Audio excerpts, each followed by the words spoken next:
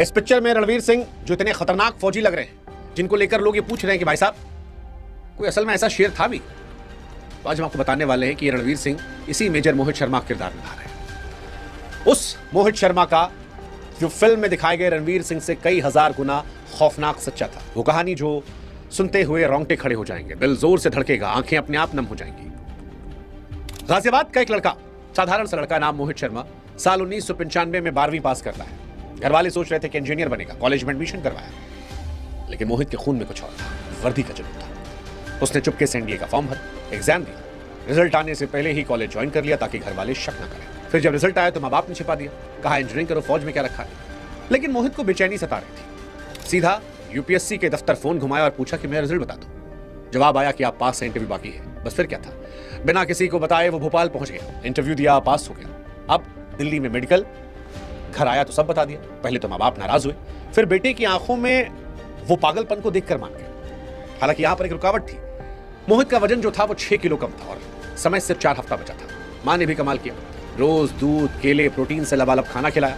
मोहित gym में पसीना बहाता रहा और कुछ ही हफ्तों में उसका वजन बढ़ गया, मेडिकल पास हो गया। भारतीय सेना को यहां पर वो शेर मिला जो आने वाले सालों में दुश्मनों की रातें काली करने वाला था। इस साल 2004 में कश्मीर का बुलावा आ गया। उस वक्त घाटी में हिजबुल मुजाहिदीन का आतंक चरम पर था।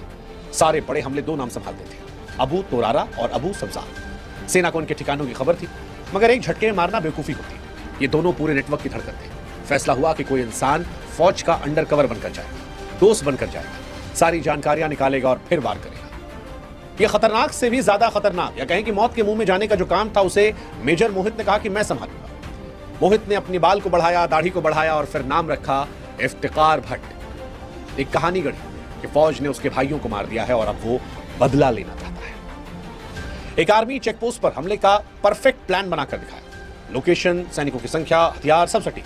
दोनों आतंकी दंग रह गए, विश्वास हो गया और यहीं से असली खेल शुरू। मोहित 2 हफ्ते तक उन आतंकवादियों के साथ रहा, उनके घर में सोया, उनकी रसोई में कहवा बनाया, हंसी मजाक किया, हथियारों के अड्डे, कोडवर्ड, ठिकाने सब पता कर लिए। और फिर एक दिन आया जब पाकिस्तान से 3 और आतंकवादी आने वाले थे।